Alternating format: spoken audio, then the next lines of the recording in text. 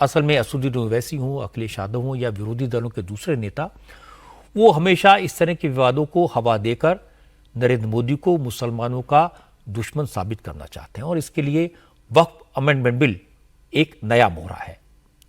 دیش بھر میں مسلم پرسنل بورڈ وقف ایکٹ کو لے کر جلسے کر رہا ہے۔ ان جلسوں میں مودی سرکار کے خلاف تقریریں کی جا رہی ہیں۔ مولانا مودی پر مسلمانوں کی مسجدوں اور مدرسوں کو نشانہ بنانے کا الزام لگا رہے ہیں۔ بنگلورو میں آل انڈیا مسلم پرسنل بورڈ کی اینول میٹنگ کے بعد جو پبلک میٹنگ ہوئی، اس میں مولانا نے کھل کر ایسی بھاوناؤں کا اظہار کیا۔ کہا موجودہ حکومت مسلمانوں پر ظلم کر رہی ہے، لیکن نہ مسلمان اسے برداشت نہیں کریں گے۔ اس ریلی میں مولانا نے کہا مودی سرکار کی نظر مسلمانوں کی پراپرٹی پر ہے، اس لیے کسی بھی قیمت پر پارلیمنٹ میں وقف امینڈمنٹ بل کو پاس کرانے کی کوشش ہو رہی ہے۔ اب مسلمانوں کو بھی کمر کسنی ہوگی۔ چپلوں کے بغیر تو ہم چل سکتے ہیں، ان چپلوں سے کوئی پوچھ لے کہ ہمارے بغیر نکل بھی سکتے ہو؟ آتا ہے نکلنا، آتا ہے چلنا۔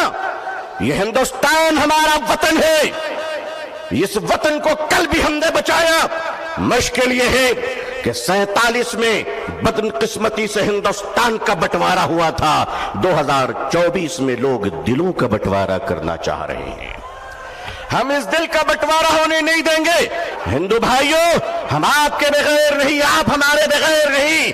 ہمارے اور آپ کے بیچ میں یہ تیسرا کوئی لینڈ بروکر آ گیا ہے،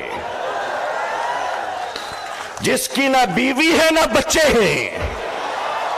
یہ جدھر جاتے ہیں ادھر ستاتے ہیں، لیکن ان کو بتا دیجئے اور صاف صاف بتا دیجئے، کتے وفادار ہو یہ بات تو صحیح ہے، مگر وفادار کتے بن جائیں یہ بات صحیح نہیں ہے۔ وقف کی زمینیں جو ہمارے پروجوں نے، ہمارے بزرگوں نے، ہمارے پرکھوں نے، ہمارے باپ داداؤں نے ایک چیریٹی کی تھی، مانوتا کے لیے، انسانیت کے لیے، لوگوں کے کھانے پینے کے لیے، لوگوں کو جینے کے لیے، آج اس زمین پہ آپ کی نظر کیوں پڑ گئی؟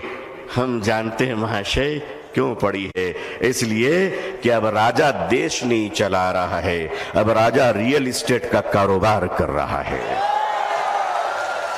لیکن معاف کیجئے گا، یہ وقف کی زمینیں آج ہمارے ماننی پردھان منتری جی، اللہ ان کو لمبی عمر عطا فرمائے، اللہ ان کو اچھی صحت دے، اللہ ان کو صحیح سوجھ بوجھ عطا فرمائے، اللہ ان کا گھر بسا دے، آمین۔ آج آپ کہتے ہیں کہ ہم ختم کر کے رہیں گے، ٹھیک ہے، اگر لوک تنتر پہ شکتی تنتر کا اہنکار چلے گا تو میں بھی اپنے بزرگوں کی جوتیوں میں بیٹھ کر کہہ دینا چاہتا ہوں کہ حضرت اب ہم عدالت کے دروازوں پہ بھیک نہیں مانگیں گے، اب یہ کہہ دیں گے کہ اگر سنسد تمہاری ہے تو سڑک ہماری ہے۔ لوگوں تیار رہنا، اگر اکابرین آواز دیں تو اب اگر زندہ ہو تو زندہ ہونے کا ثبوت پیش کر دینا۔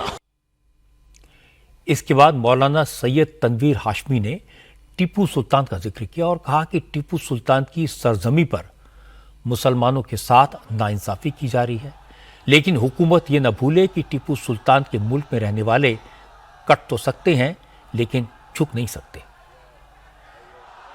ہم حکومت وقت کو بتانا چاہتے ہیں کہ ہندوستان کا مسلمان سب کچھ برداشت کر سکتا ہے، مگر اللہ اور اس کے رسول کے بنائے ہوئے شریعت کے قانون میں مداخلت برداشت نہیں کر سکتا۔